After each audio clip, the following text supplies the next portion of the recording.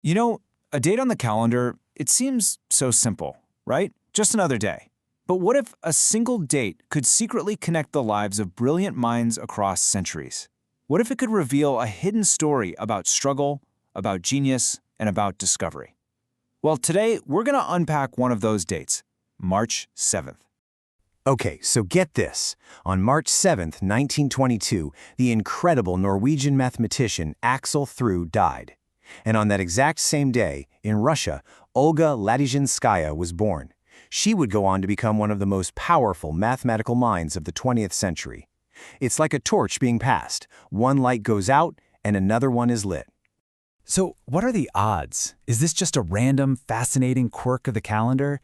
Or can we trace the threads of this single date to uncover something deeper, something more profound about how mathematics actually works and moves forward? That's the question we're going to dig into. All right, so let's start with what we're calling the Trailblazers. These are the folks who stared down incredible obstacles. We're talking political, societal, you name it, and still managed to change the world. Let's start with Olga Ladyzhenskaya, born on our key date. Her journey was almost over before it even began. Just imagine, when she was only 15, her father, who was a math teacher, was arrested and executed by Stalin's regime. And because of that, she was branded the daughter of an enemy of the nation. The doors to the university, they were just slammed shut in her face. But she was not going to be stopped. Her spirit was absolutely unbreakable. She didn't just survive this brutal oppression, she's thrived. She became a global authority in her field, all while being a total rock for her community. She was friends with dissidents, she spoke her mind even when it was incredibly dangerous, and she used her influence to help others. Now that is resilience. So Olga fought against a political machine. But if we rewind the clock, way back, 130 years before she was even born, we find another March 7th trailblazer. John Herschel was born into a fight against a totally different kind of establishment, the stuffy, old-fashioned math traditions in England. So what did he do? He and his pals, like Charles Babbage, started a group called the Analytical Society, just to shake things up and bring in fresh ideas from Europe. A different kind of fight, but a trailblazer all the same. You know, being a trailblazer isn't always about tearing something down. Sometimes it's about building something brand new from the ground up. And that's the story of Daniel Akyeampong, who passed away on March 7, 2015. After Ghana won its independence, he wasn't just solving problems on a blackboard. He was building the intellectual foundation for a new nation, becoming the very first Ghanaian full professor of mathematics at the University of Ghana. He wasn't just a mathematician, he was a nation builder. Okay, so we've met the Trailblazers. Now let's shift gears to a different kind of story, one I like to call the unseen architects. These are the mathematicians whose ideas were so far ahead of their time that, well, pretty much nobody got it. Their work sat on a shelf for decades, just waiting to become the cornerstone of our future. And this brings us right back to Axel Thue, the man who died on the day Olga Ladyzhenskaya was born.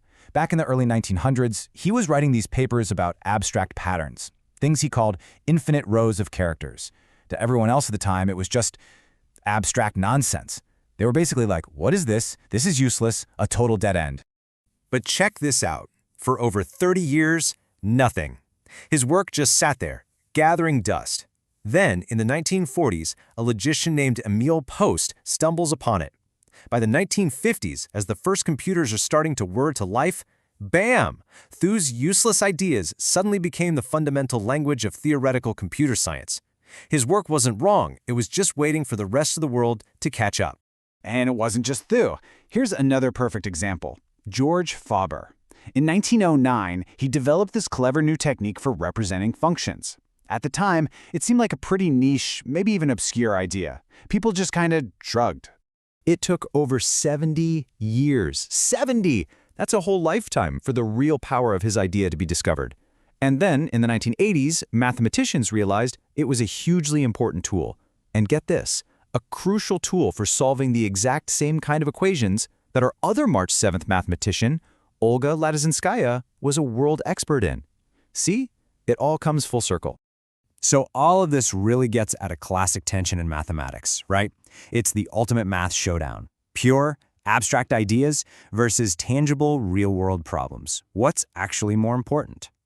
Axel Thue? Oh, he had a very strong opinion on this. He was totally unapologetic. He basically said that the beauty, the real importance of math, was in its purity. The less useful it seems, he argued, the more important it probably is. That's where the real magic happens. So yeah, on one side of our March 7th coin, you've got the purist, Thue. But flip it over, and you find the total opposite, the pragmatists. People like David Gale and Samuel Wilks, whose work wasn't just useful, it was profoundly and immediately useful. And we're not talking about small applications here. The stakes were incredibly high.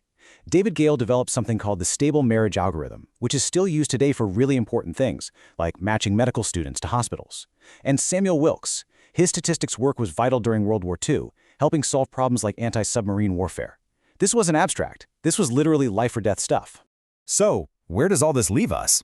We've met these incredible trailblazers, these forgotten architects, the deep thinkers, and the practical problem solvers. And somehow, they're all connected by this one single day on the calendar. Together, they paint a much more interesting picture of what mathematics is all about. I think the big takeaway here is that progress, well, it's messy. It's not a straight line. It's not just one type of person or one way of thinking that pushes things forward. It's this complex, rich, and deeply human tapestry. A conversation that happens across centuries between people who never even met. And honestly, we've just scratched the surface. The folks we've talked about are just a few of the stories. The full list of influential mathematicians connected to March 7th is huge, and it covers pretty much the whole shebang, from point set theory to fluid dynamics. The day is just packed with history. And that brings me to one last thought to leave you with. We've been looking back, trying to find the stories hidden in a single day from the past. It really makes you wonder, doesn't it?